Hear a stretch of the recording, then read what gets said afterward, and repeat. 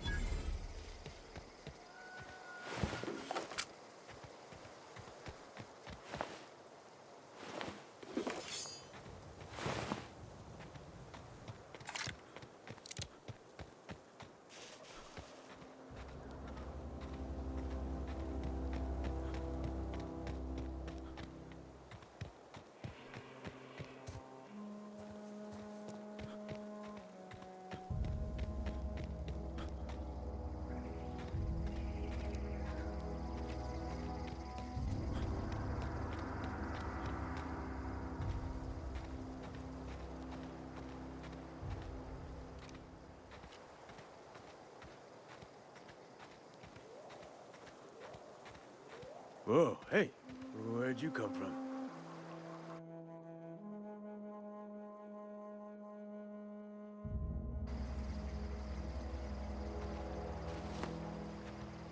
Don't go ambling out in those hills. That's marauder territory, friend. Your pod? What are you on about? You take a bruise to the cranium? Ain't safe out here. You'd best head into town. Avail yourself of Edgewater's high walls. And low prices. Pleased to make your acquaintanceship. I'd shake your hand, but I've been hauling corpses. You don't want none of that on you. Name's Silas. Junior in humor for the town of Edgewater. We're all part of the Spacer's Choice family. Definitely not the junior in humor, that's for sure. If you've got business inquiries, you should stop by Reed Thompson's office. He's up in the tower above the cannery. Head into town, follow the road. Look, you obviously ain't a worker. What's your racket? You a smuggler? Freelancer? Edgewater is a company town, board-owned and operated. That includes the cemetery. None of us own our grave sites, we rent them from the company. Renting means money. Money means paperwork. Paperwork means signatures. Some of our families become a mite delinquent in paying their dues, you see?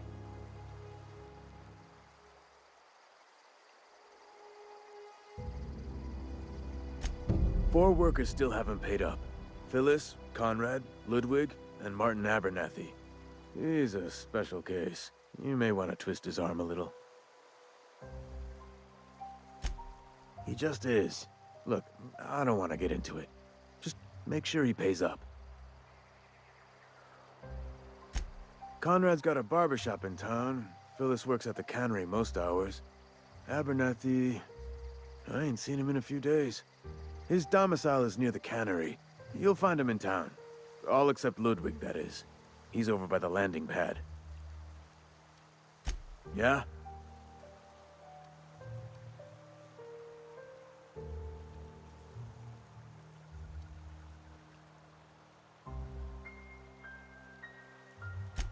Former people, yeah. Marauders been raiding my graves, you see. Hence the armed guards. Oh no. They are after the most precious loot of all. Spacer's Choice Company property. If those marauders swipe any more bodies out of my cemetery, company's gonna duck my pay.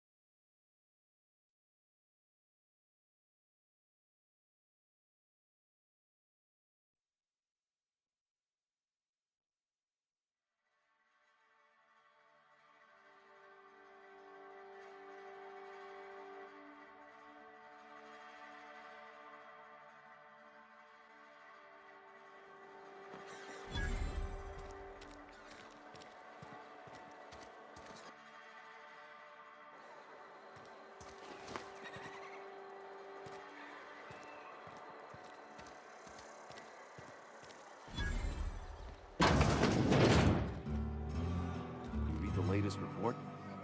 I don't know you.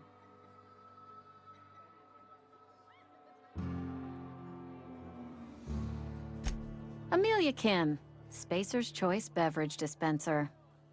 I don't know what you're about, but this here's a Spacer's Choice drinking establishment. We're all loyal, hard-working company folk here.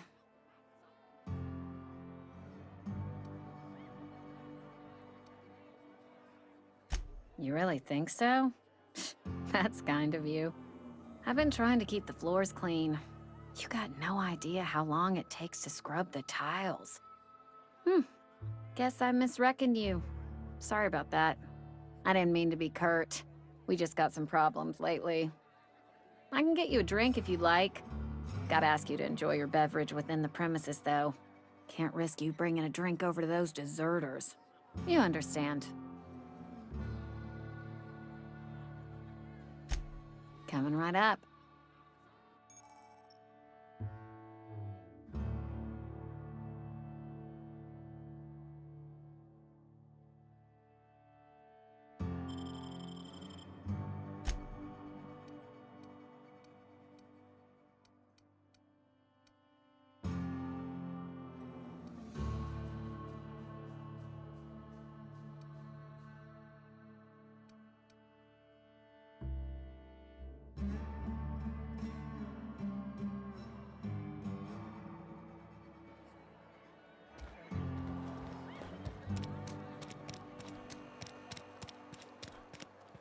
Wish we had some better rations.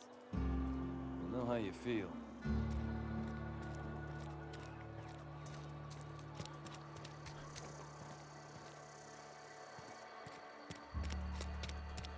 Hey, you hear about Wilson?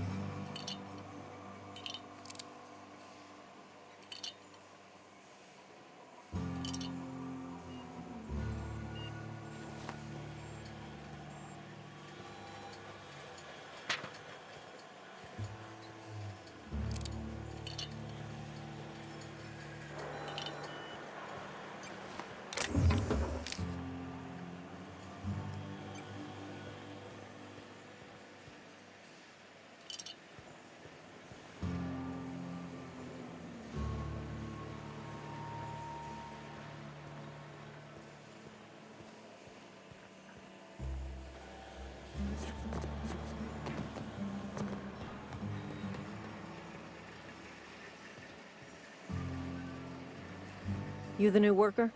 Whatever. Make it quick, Tenderfoot. I'm busy.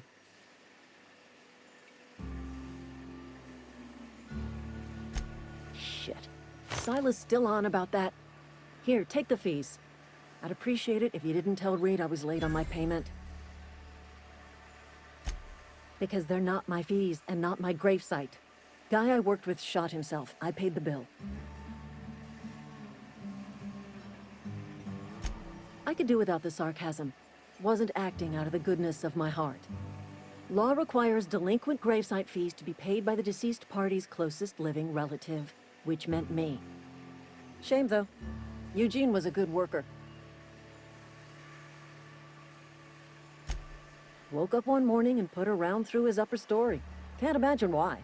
The kid was doing all right at his desk. We all thought he was an upstanding receptionist. Just between the two of us, I'm pretty shocked his weapon didn't misfire. Spacer's Choice handguns aren't the most reliable.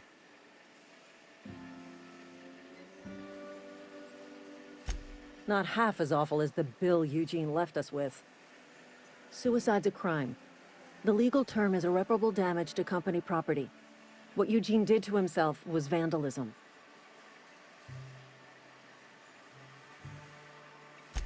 I'm plenty serious. In fact, I'm a little upset Eugene didn't think things through. In other words, Edgewater would have been penalized pretty hard. Whatever Eugene was worth as an asset, we would have had to pay out of pocket to Spacer's Choice.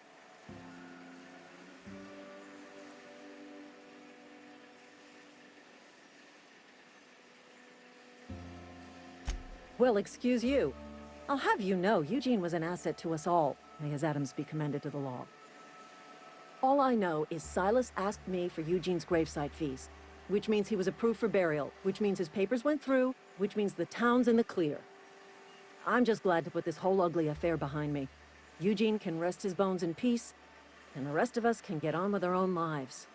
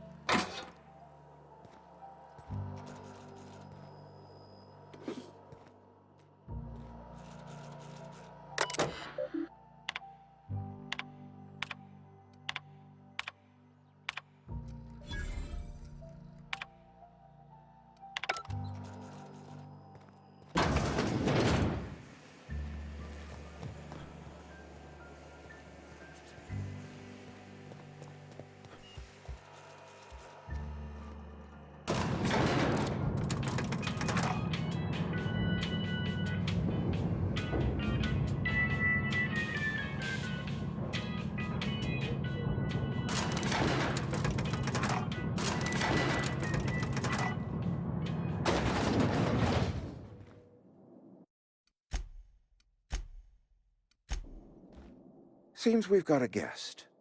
Really now, Parvati, I do wish you'd spoken up. I do apologize. I was given no forewarning of your arrival, or I might have welcomed you at the gates myself.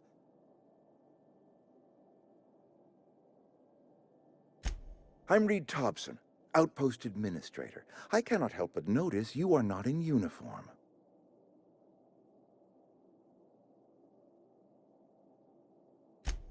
Yes, so it dawns on me. Seems I allowed my excitement to run away with my wits. Been a few seasons since we've had a visitor pass through.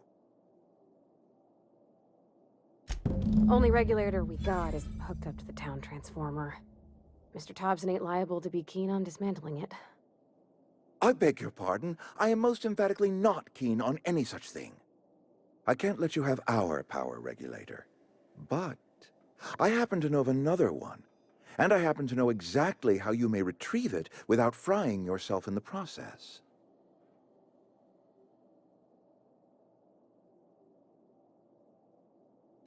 There's a power regulator in the old botanical lab.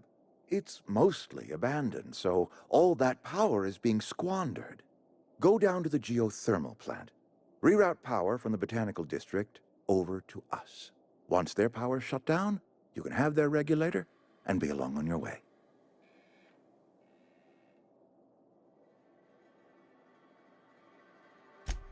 I was not entirely sure how to tell you this. The botanical labs are not legally inhabited, but there are people who live there.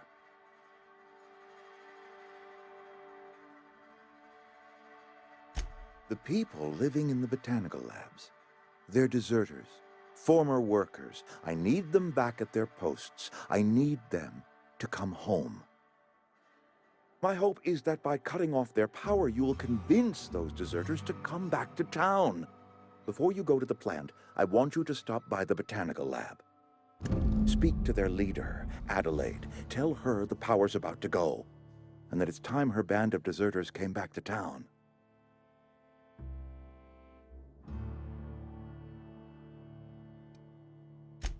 Adelaide's older than the other deserters. She's dignified, kindly. From what I understand, her camp looks to her for leadership.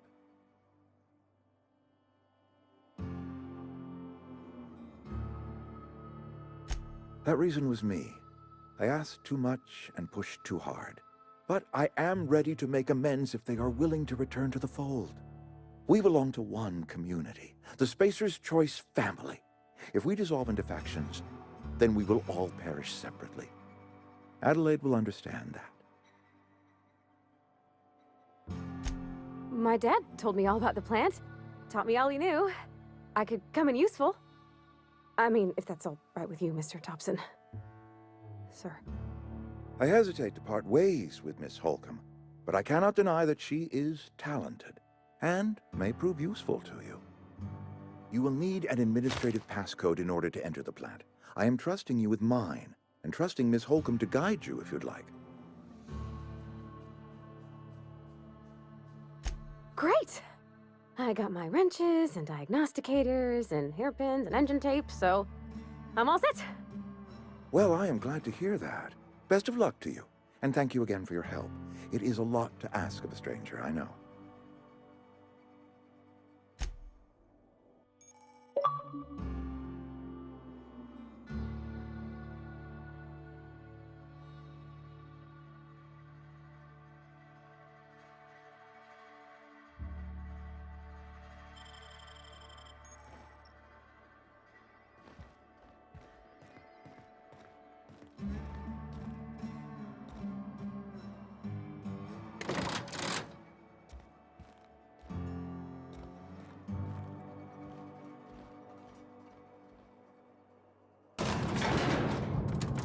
We better clear out of Mr. Thompson's office before we talk.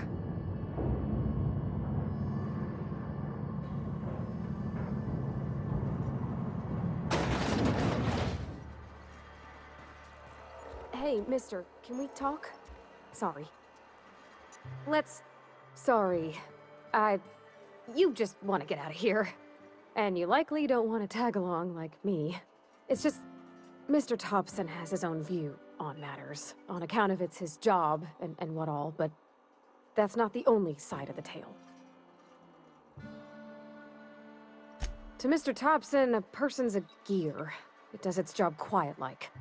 If it squeaks or stutters, it gets replaced. The deserters are decent folk. I knew some of them before they left. Life's hard here, especially for them that don't fit in so well. We're one big Spacer's Choice family, but Every family's got the one the rest whisper about. Mr. Thompson's aiming to take away their power. They'll have no lights to see, nor heat to cook. They'll be at the mercy of marauders, or worse. I think you should talk to the town's vicar about it. Max, his name is. Thanks, mister. I just think when you gotta make a decision that'll hurt somebody, it's best to think on the right and wrong of it. That's what my dad used to say anyways.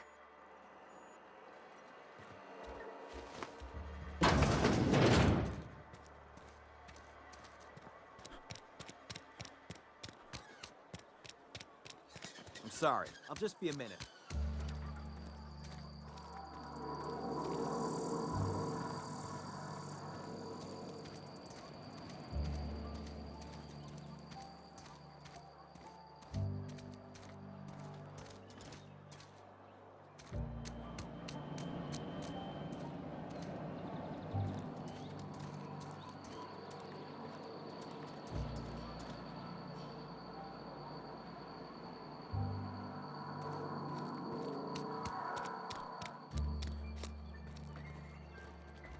I've always felt weird in here. It's too clean.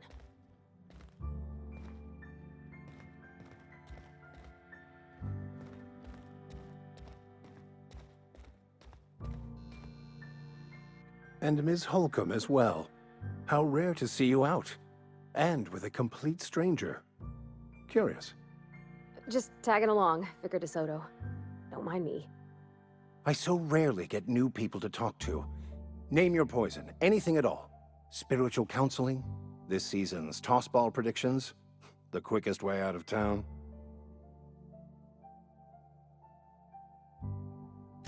What?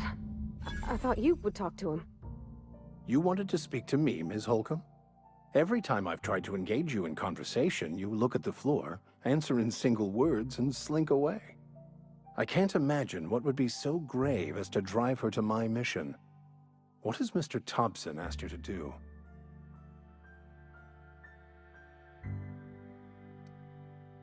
Depriving them of safety from the marauders and wildlife. I can see why that troubles you. Miss Holcomb has a soft heart. Always has, if you believe the talk.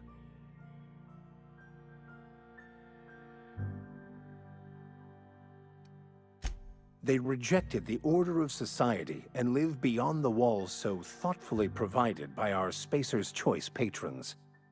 Does that strike you as a responsible life choice? Astute. But I am here, not in the deserter camp, so that's not a variable I can account for. Assuming your goal is to save as many as possible, then you should bring everyone together. Send the power to Edgewater and convince the deserters to return to the fold.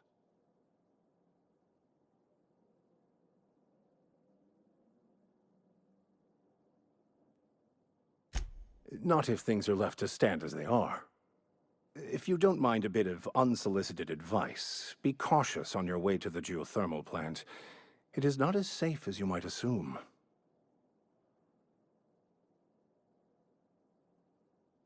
One of the reasons I transferred here was to fulfill my duty in hunting down banned heretical texts. I happen to know such a book is, as we speak, tainting a collector's library in Emerald Vale. However, the collector's residence lies outside the town's walls. My retrieval efforts have been thwarted by marauders who have overrun the property. Should you fare better than me, I'd pay a handsome sum for the book.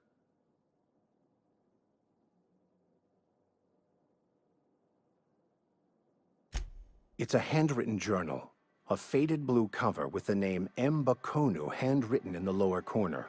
I'll mark where I saw it on your map. Assuming you're serious?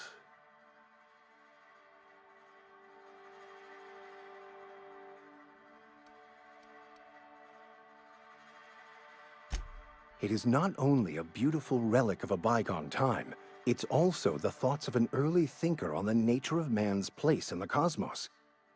Not many in this colony could understand its true value, should they ever read it. Thank you. If you retrieve it, you can always find me here.